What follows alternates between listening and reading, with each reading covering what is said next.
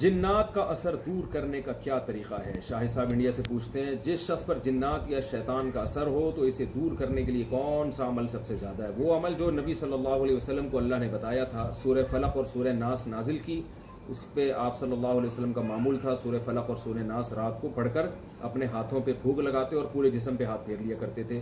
اسی طرح آیت الکرسی آپ صلی اللہ علیہ وسلم نے فرمایا کہ جو رات کو آیت الکرسی پڑھتا ہے تو شیطان اس کے قریب نہیں آتا۔ تو یہ ہے سورہ فاتحہ بھی رقیہ ہے، اس سے بھی صحابہ نے جنات اتارے ہیں اور جادو کا اثر بھی ختم ہوتا ہے۔ تو یہ صورتیں ہیں، ان کا معمول بنانا چاہیے۔ کیا زنا سے پیدا ہونے والا بچہ وارث بنے گا؟ فواد احمد میرپور خاص سے، کیا ولد الزنا بچے کا ماں باپ کی وراثت میں حق ہوتا ہے یا نہیں؟ باپ کی وراثت میں نہیں ہوتا، ماں کی وراثت میں ہوتا ہے، اس لیے کہ جو باپ ہے اس کو شریعت باپ مانتی نہیں ہے، کیونکہ نبی صلی اللہ علیہ وسلم نے فرمایا الولد للفراش وللعاہر الحجر، کہ بچہ اسی کا ہوگا جس یعنی عورت کا ہوگا جس کے شوہر کا یعنی اس کا کوئی شوہر ہے، اور جو زانی ہے اس کی طرف قطعاً نسبت نہیں کی جائے گی۔ تو شریعت میں زانی کی اولاد نہیں کہلاتی، وہ اس سے کوئی رشتہ نہیں بنتا، لہذا اس کو وراثت بھی نہیں ملتی۔ اس کو جو وراثت ملے گی یا اس کی جو سرپرست ہوگی وہ اس کی ماں ہوگی۔ حرام فیس سے تعلیم حاصل کی تو جاب کا حکم؟ ہم جوائنٹ فیملی میں رہتے ہیں، میرے ابو اور میرے چچا ٹھیکے وغیرہ کا کام کرتے ہیں، اگر وہ کرپشن کر کے حرام پیسوں سے ہماری یونیورسٹی کی فیسیں بھریں اور آگے جا کر تعلیم مکمل ہونے کے بعد ہماری جاب لگ جائے تو کیا اس سے حاصل ہونے والی آمدن بھی حرام ہوگی؟ عبداللہ صاحب انڈیا سے پوچھتے ہیں۔ بھائی جو ٹھیکے کا کام کرتے ہیں وہ کرپشن کر کے حرام پیسوں سے ہماری یونیورسٹی کی فیس بھریں۔ پہلی بات یہ ہے کہ وہ جو فیس بھرتے ہیں تو آپ کو کیسے پتہ چلا کہ وہ حرام پیسوں سے بھرتے ہیں؟ اگر وہ حرام لے بھی رہے ہیں تو وہ تو مکس کر دیتے ہیں نا، جو ٹھیکیداری کی بدلے میں ان کو پیسے مل رہے ہیں اور جو الگ سے جو رشوت لے رہے ہیں تو وہ تو سب مکس کر دیتے ہیں۔ تو جب مال مکس ہو جاتا ہے تو اس میں شریعت کا حکم یہ ہے کہ جو غالب ہوتا ہے نا اس کا اعتبار ہوتا ہے۔ غالب آمدن آپ کے چچا کی اگر حلال ہے تو یہ سمجھا جائے گا وہ حلال سے خرچ کر رہے ہیں، ان کے لیے تو حرام ہے لیکن آپ کے لیے حلال کہلائے گی، اور اگر زیادہ تر ان کی آمدن حرام ہے تو پھر آپ کے لیے بھی حرام سمجھی جائے گی۔ یہ تو ایک مسئلہ ہوا۔ اور اگر وہ رشوت کے پیسے الگ رکھ کے آپ پہ خرچ کر رہے ہیں تو یہ بہرحال ناجائز ہے، کیونکہ وہ پیسے الگ کر رہے ہیں۔ تو اگر وہ حرام سے کر رہے ہیں تو گناہ ہے، لیکن آپ جب اس تعلیم کی بات جاب کریں گے تو وہ جاب حرام نہیں ہوگی، کیونکہ جاب سے جو آپ کو تنخواہ ملتی ہے وہ کام کی تنخواہ ملتی ہے، وہ اس سرٹیفکیٹ کی تنخواہ نہیں ملتی یا اس ایجوکیشن کی تنخواہ نہیں ملتی، اصل میں کام کی تنخواہ ملتی ہے۔